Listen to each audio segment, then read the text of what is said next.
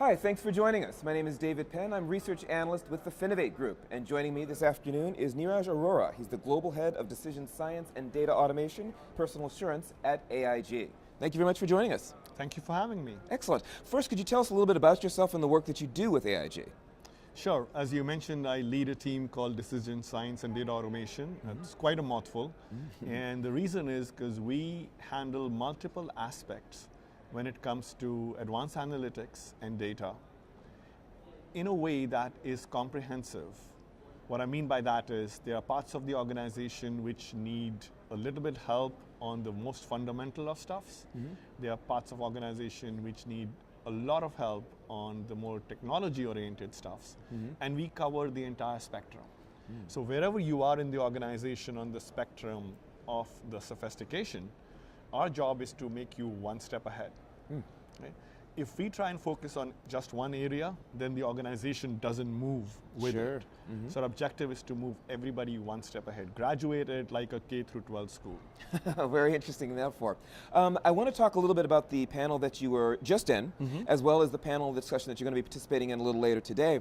But I thought it might be interesting just to talk a little bit about, we're here at a FinTech conference, a lot of banks here, and I think a lot of folks might be surprised to find out just how much the insurance industry is embracing many of the exact same sorts of technologies that banks and financial institutions are embracing. I wonder if you could talk just a little bit about that, that embrace and what sort of things that the insurance industry is gaining from this and what insurance consumers are gaining from the insurance industry's embrace of some of these advanced technologies.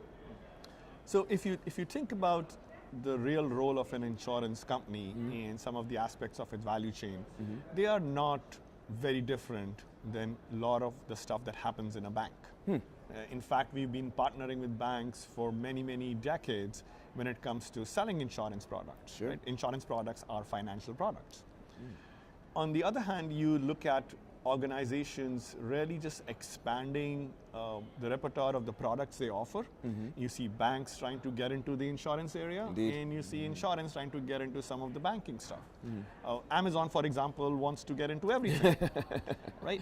And what organizations and customers have realized, it is more about the touch point, which today is extremely digital and technological, rather than what is the product that you're offering. So the core product is the association between a corporate and the customer. So from that viewpoint, it's not surprising if insurance is following on the footsteps of financial institutions when it comes to dealing with the customers. The customers benefit because they're going to see a similar shift in the way they need to deal with organizations like insurance or fintech, because it will be similar in terms of what is being offered. The insurance company benefits because they are not going to lose out on the race to some other fintechs or some other corporations trying to get into the insurance space.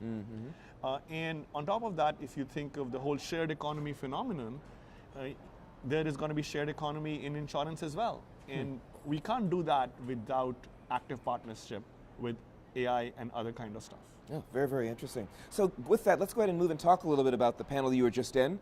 And get the title of it was talking about the idea of fintechs, corporates, and productive partnerships in AI, which you're just talking about. What were some of the key takeaways of that conversation? For me, the key takeaway, and it's something that I have wondered about a lot, is that it needs to be not a two-way, but a three-way relationship. Okay? So you think of the corporates and you think of the startups. The third one, in the panel, we talked as the innovation arm of the corporate. Right? So a lot of corporates, before they get into the relationship with startups, often try to develop something in-house. And there are many challenges that an in-house group has. But when we talk about getting into a partnership with a startup, that innovation arm or that group becomes extremely important. And they can more easily act as a bridge between the startup, whose culture is very different, and the corporate, whose culture is a lot more around bureaucracy and systems and immediate returns. The startup, on the other hand, is more about passion. It's more about experimenting. It's more about failing. And the innovation arm is somewhere in the middle. So if we look at partnerships as those partnerships in a three-way mode, rather than between the corporate and the business directly to the startup, it works better.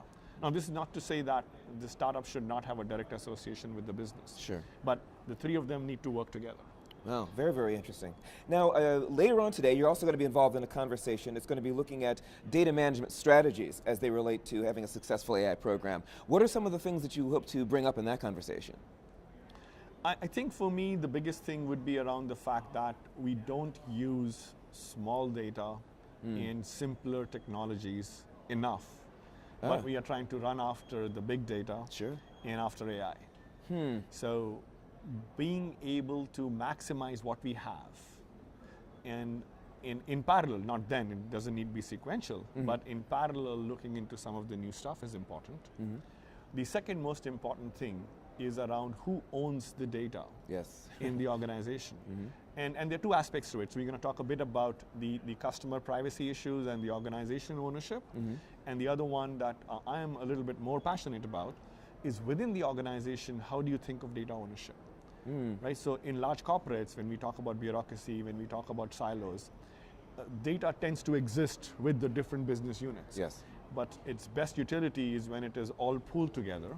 And how it is pooled together, who owns it going forward, how is it managed, how is it controlled, who has the responsibility of ensuring that it is as accurate as we can get it to be, and how it needs to be designed to solve what purpose.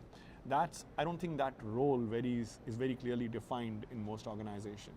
And then that data suffers, and so does the benefit you can get out of it.